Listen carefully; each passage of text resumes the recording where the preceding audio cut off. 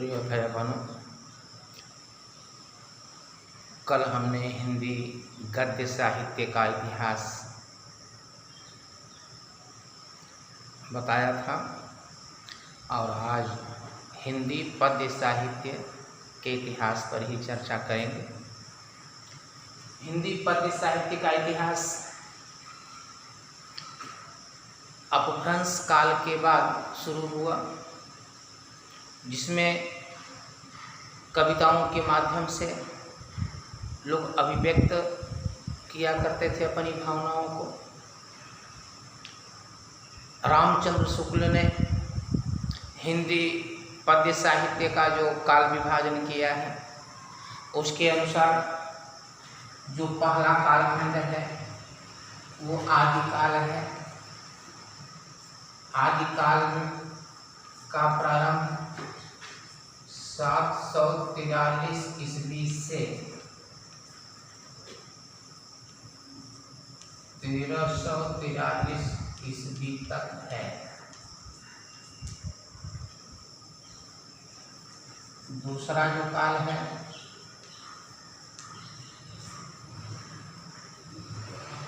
भक्ति काल है, जिसका समय 1343 ईस्वी से 1643 ईस्वी तक है। तीसरा जो कालखंड है काव्य का, वह रीति काल है। इसका भी समय 1643 ईस्वी से 1843 ईस्वी तक है। चौथा जो कालखंड है वह आधुनिक काल है,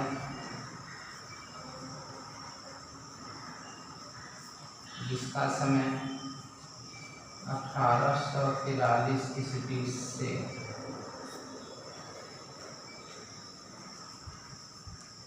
अब तक माना जाता है। इसमें हल्का सा अन्य इतिहासकारों में अंतर आया हुआ है। ये तो आचार्य रामचंद्र शुक्ल जी ने हिंदी साहित्य का जो पद्य साहित्य का इतिहास है उसमें उन्होंने काल विभाजन किया है, उसके आधार पर हमने लिखा। अन्य इतिहासकारों ने थोड़ा सा परिवर्तन किया है। वो जैसे यहाँ आधुनिक काल में 1843 ईस्वी से अब तक दिखाया गया है, तो 1868 ईस्वी से उन्होंने दिखाया है। हल्का फुल्का अंतर है, लेकिन आचार्य रामचंद्र शुक्ल जी के अनुसार ये हमने लिखा है। बाकी डॉक्टर नगेंद्र हजारी प्रसाद द्विवेदी अन्य जो इतिहासकार हैं उसके अनुसार कहीं हल्का कुछ अंतर है, फिर भी जो ये लिखा है ठीक है। पहला जो कालखंड है आदिकाल है। आदिकाल का मतलब ही है हिंदी काव्य का शुरुआती जो कालखंड है वह आदिकाल है। प्रारंभिक काल है, प्रादुर्भाव काल कहते हैं, वीरगाथा काल उसे कहते हैं, चरण घाट काल कहते हैं। इस तरह से हिंदी काल का जो प्रथम कालखंड है काव्य का वो आदिकाल के नाम से जाना जाता है। वीरता का वर्णन होने के कारण आदिकाल को वीरगाथा काल भी कहते हैं। अतिशयोक्ति अत्यधिक प्रशंसा होने के कारण चारण घाट काल भी कहा जाता है। शुरुआती था इसलिए प्रादुर्भाव काल, प्रारंभिक काल भी कहा जाता है। इस तरह आदिकाल के कवि प्रायः राजाओं के दरबारी हुआ करते थे। राजाओं के दरबार में रह करके उनकी प्रशंसा करना उनका कार्य रहता था। उसी तरह रचना किया करते थे। अधिकतर अतिशयोक्ति में ही काव्य की रचना की गई है। बढ़ा चढ़ा कर वर्णन किया जाता रहा, राजाओं की प्रशंसा है। इस तरह आदिकाल जो हिंदी का काल है उसके बारे में संक्षिप्त परिचय है। उस काल की जो भाषा है आदिकाल की वो पिंगल भाषा कहा जाता है। इस काल के जो प्रमुख कवि हैं जगनिक हैं, विद्यापति हैं, केदार भट्ट हैं, दलपत विजय, ये कवियों ने अपनी रचनाएं जो लिखा है 743 ईस्वी से 1343 ईस्वी तक का जो समय है वो आदिकाल का है। दूसरा जो कालखंड आता है भक्ति काल। भक्ति काल में भारत देश इस्लाम शासन के अंतर्गत गुलाम था। प्रायः जो कवि थे वह ईश्वर की भक्ति किया करते थे, परमात्मा को उलाहना देते थे कि ईश्वर आपने ऐसा क्यों कर दिया कि हमारे देश को गुलाम बना लिया गया। जनता त्रस्त थी, सब परेशान थे। उस समय के कवियों ने, लेखकों ने जो अपनी रचनाओं में लिखा है वो भक्ति काल, भगवान की भक्ति, भगवान की उपासना ही कवियों ने किया है। इसलिए 1343 ईस्वी से लेकर 1643 ईस्वी तक का जो कालखंड है वो भक्ति काल के नाम से जाना जाता है। भक्ति काल के 4 खंड होते हैं। सबसे पहले भक्ति काल को सगुण,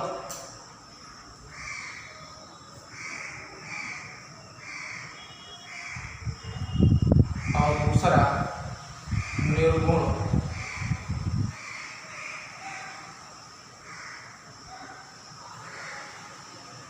खंड धारा में विभक्त किया जाता है। सगुण जो भक्ति है, सगुण भक्ति में परमात्मा का जो स्वरूप है उसका वर्णन किया गया है। ईश्वर को साकार माना गया है, ईश्वर का आकार है, यह मान करके रचनाएं जो की गई हैं वो सगुण काव्य धारा के अंतर्गत हैं। सगुण के 2 पक्ष हो जाते हैं, 2 भाग उसमें भी हो जाते हैं। उसमें जो पहला नंबर है वो राम भक्ति काव्य धारा या रामाश्रयी, और जो दूसरा है वो कृष्णाश्रयी या कृष्ण भक्ति काव्य धारा। राम भक्ति काव्य धारा या कृष्ण भक्ति काव्य धारा, इसी को रामाश्रयी और कृष्णाश्रयी कहा जाता है। रामाश्रयी का मतलब यह है राम को आधार मानकर जिन कवियों ने अपनी रचनाएं लिखी वो राम भक्ति काव्य धारा, भगवान राम की स्तुति है, उनको आधार मानकर जिन कवियों ने लिखा वो राम भक्ति काव्य धारा या रामाश्रयी के अंतर्गत आता है। उनमें प्रमुख रूप से महाकवि तुलसीदास प्रतिनिधि कवि माने जाते हैं। राम भक्ति काव्य धारा या रामाश्रयी के उनके नेतृत्व में जिन कवियों ने भगवान राम को आधार मान करके अपनी रचनाएं लिखी वो रामाश्रयी या राम भक्ति काव्य धारा के अंतर्गत आते हैं। दूसरा जो शब्दों में जो दूसरा विभाजन है कृष्णाश्रयी का, कृष्णाश्रयी में कृष्ण भक्ति काव्य धारा, भगवान श्री कृष्ण को आधार मानकर जो रचनाएं लिखी गई, जिन कवियों ने कृष्ण को अपना आराध्य देव मान करके अपनी रचनाएं लिखी वो कृष्ण भक्ति काव्य धारा के अंतर्गत आता है या कृष्णाश्रयी कहा जाता है। जिसमें प्रमुख रूप से जो प्रतिनिधि कवि हैं सूरदास माने जाते हैं। सूरदास के साथ अन्य लोगों ने भी भगवान श्री कृष्ण को अपना आराध्य देव मानते हुए अपनी रचनाएं लिखा है। तो सूरदास के साथ अन्य जो लोग हैं जैसे मीराबाई हैं, विठलनाथ के नेतृत्व में नंददास, छीत स्वामी, गोविंददास, इन लोगों ने जो अपनी रचनाएं लिखी हैं, अष्टछाप के जो कवि थे वो सब कृष्णाश्रयी के अंतर्गत आते हैं, कृष्ण भक्ति काव्य धारा के अंतर्गत आते हैं। सभी ने कृष्ण को अपना आराध्य देव मान करके अपनी रचनाओं को लिखा है, तो ये कृष्ण भक्ति काव्य धारा के अंतर्गत है। भक्ति काल का जो विभाजन दूसरा है, भक्ति काल का जो दूसरा है निर्गुण काव्य धारा। निर्गुण में पहला ज्ञानाश्रयी शाखा है और दूसरा है प्रेमाश्रयी। ज्ञानाश्रयी शाखा या संत काव्यधारा, ज्ञान मार्ग की शाखा के जो प्रतिनिधि कवि हैं महात्मा कबीरदास जी हैं, जो ज्ञानाश्रयी या संत काव्यधारा के अंतर्गत हैं। उन्होंने ज्ञान के आधार पर, संत के आधार पर अपनी रचनाओं को लिखा है। ईश्वर को तो स्वीकार किया है, किंतु ईश्वर के साकार स्वरूप को स्वीकार नहीं किया है। उन्होंने निराकार ईश्वर की उपासना किया है। यद्यपि भक्ति उनकी भी रही है, भगवान की भक्ति को उन्होंने भी स्वीकार किया है। अंतर केवल इतना है कि भगवान के साकार को नहीं मानते, ईश्वर को निराकार मानते हैं। मानते हैं कि ईश्वर हैं, उनका अस्तित्व है, लेकिन उनका कोई आकार नहीं है। कबीरदास की रचनाओं को पढ़ने पर मालूम होता है उन्होंने राम के बारे में विस्तृत वर्णन किया है। अनेक पदों में, साखी में उन्होंने नाम लिया है कि राम नाम के पढ़तरे देवे को कछुनाए, क्या ले गुर संतोषी हंस रही मनमाए। कई प्रसंगों में उन्होंने वर्णन किया है, राम का नाम लिया है, लेकिन उन्होंने साकार रूप नहीं माना है कि नहीं राम का ये स्वरूप है, ये उनके पुत्र थे। इस तरह का कोई आकार उन्होंने नहीं माना। राम से अभिप्राय उन्होंने ईश्वर से माना है, परम सत्ता से माना है, परम ब्रह्म परमात्मा से माना है कि ईश्वर निराकार हैं। निराकार स्वरूप की उपासना करने वालों के प्रमुख रूप से महात्मा कबीरदास का नाम हमने बताया। अन्य कवि भी उनके साथ थे। दूसरा जो निर्गुण में विभाजन है वो प्रेमाश्रयी, जिसको सूफी काव्य धारा भी कहा जाता है। मलिक मोहम्मद जायसी इस शाखा के प्रतिनिधि कवि हैं। उनकी रचना पद्मावत बहुत प्रसिद्ध है। इन्होंने स्नेह को आधार मान करके अपनी रचनाओं को लिखा है। इन्होंने भी स्वीकार तो किया है कि ईश्वर हैं, उनका अस्तित्व है, लेकिन ईश्वर का निराकार स्वरूप को ही इन्होंने स्वीकार किया है। निराकार ईश्वर की उपासना किया है, जाति पाति आदि का विरोध किया है, समाज में जो वाह्य आडंबर है उसके विरोधी रहे हैं। निर्गुण काव्यधारा की विशेषता रही है। इस जो काव्यधारा के संत रहे, सब लोगों ने वाह्य आडंबरों का विरोध किया है। जाति पात, ऊंच नीच आदि की भावनाओं का जो समाज में फैला हुआ था उसका विरोध किया था। तो ये भक्ति काल के अंतर्गत हमने अभी इनकी चर्चा किया। इन लोगों ने अपने अपने क्षेत्र में अपना अपना कार्य किया है। तीसरा जो विभाजन है वो रीति काल का है। रीति काल का समय 1643 ईस्वी से 1843 ईस्वी तक है। रीति मतलब एक लिखने की एक विशेष परंपरा, विशेष ढंग से लिखने का जो परंपरा शुरुआत हुआ रीति काव्यधारा में है। ज़्यादातर लोग श्रृंगार रस की रचना, ज़्यादा ऐसे काव्यों की रचना किया, ऐसी कविताओं को लिखा जिसमें श्रृंगार रस की प्रधानता रही है। वैसे अन्य भी विशेषताएं रही हैं। उस समय तक चूँकि राजाश्रय प्राप्त उस समय तक रहा, राजा तो रहते रहे हैं उस समय भी। तो रीति काल में जो प्रमुख रूप से कवियों में केशव दास हैं, मतीराम है, भूषण है, इन लोगों ने, बिहारी, रहीम, इन लोगों ने जो लिखा है ये रीति काल के अंतर्गत कवियों ने अपनी अपनी रचनाओं को लिखा है। चौथा जो कालखंड है हिंदी काव्य का वो आधुनिक काल है।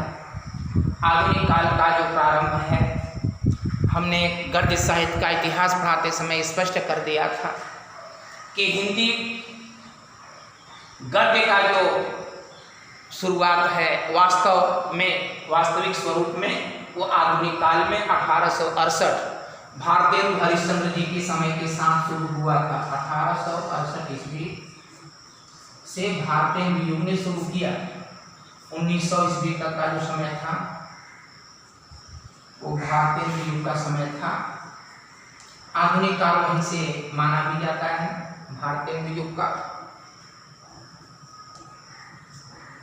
1868 से 1900 ईस्वी, इसमें हिंदी काव्य में जो रचनाएं लिखी गई वो भारतेंदु युग के अंतर्गत आता है। उनके साथ प्रताप नारायण मिश्र, बालकृष्ण भट्ट, किशोरी लाल गोस्वामी आदि लोगों ने जो रचनाएं लिखी, जो कविताएं लिखी, जो काव्य लिखे गए, वो आधुनिक काल का जो पहला विभाजन है उसके अंतर्गत आता है। दूसरा द्विवेदी युग है, जिसके प्रमुख महावीर प्रसाद द्विवेदी रहे, लेकिन अयोध्या सिंहोपाध्याय, हरिऔध, श्याम सुंदर दास, महावीर प्रसाद द्विवेदी, बाल मुकुंद गुप्त, इन लोगों ने जो अपनी रचनाएं लिखी वो द्विवेदी युग के अंतर्गत रही। आधुनिक काल का जो दूसरा विभाजन है उसका समय भी हमने कल भी स्पष्ट कर दिया था, 1900 से 1918।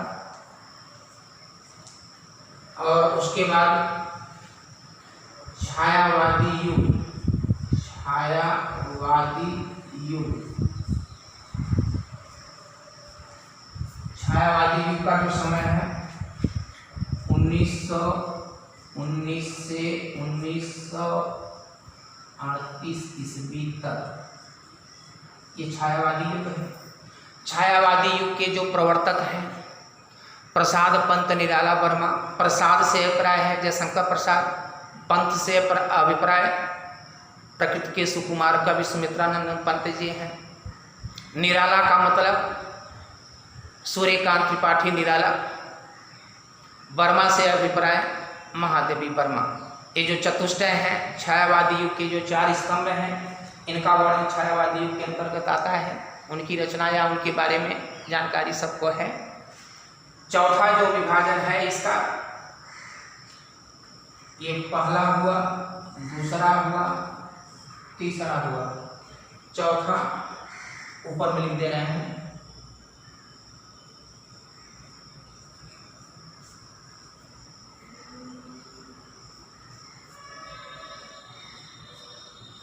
छायावादोत्तर, ये 1938 से 1947 ईस्वी तक। इसे आप कह सकते हैं छायावादोत्तर का अभिप्राय वो प्रगतिवादी युग से है। प्रगतिवादी युग, तो ये कालखंड जो इसका रहा प्रगतिवादी युग में हजारी प्रसाद द्विवेदी, डॉक्टर रामविलास शर्मा, इन लोगों ने अपनी रचनाओं को लिखा है। ये जो 4 खंड हैं आधुनिक काल के अंतर्गत ये हैं। इसमें जो 5वां माना जाता है वह है प्रयोगवाद।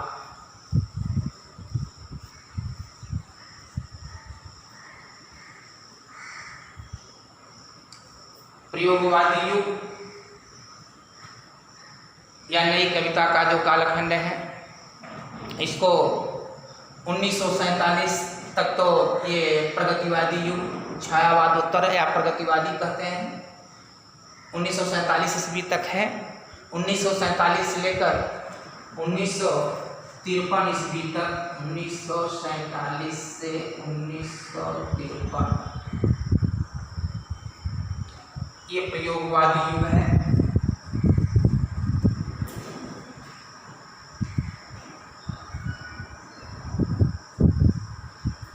प्रयोगवादी युग है। नई कविता कालखंड जो अब इस समय चल रहा है, गद्य काव्य, ये नए में आ रहा है। अब ये यद्यपि प्रगतिवादी युग में ही सच्चिदानंद हीरानंद वात्स्यायन अज्ञेय ने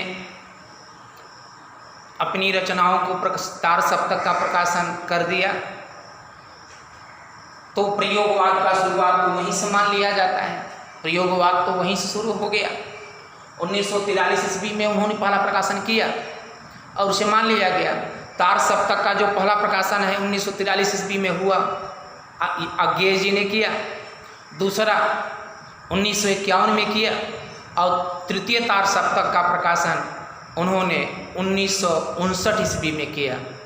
8 वर्ष के अंतराल में तार सप्तक का प्रकाशन हुआ। तार सप्तक से अभिप्राय है 7 कवियों का समूह। 7 कवि मिलकर के जो समूह निर्मित किए थे वो तार सप्तक कहलाया। अज्ञेय जी के नेतृत्व में ये कार्य हुआ। इस तरह हिंदी काव्य साहित्य के इतिहास पर आज हमने चर्चा किया और अपनी बात यहीं पर अब समाप्त कर दे रहे हैं। आगे की चर्चा कल करेंगे। धन्यवाद।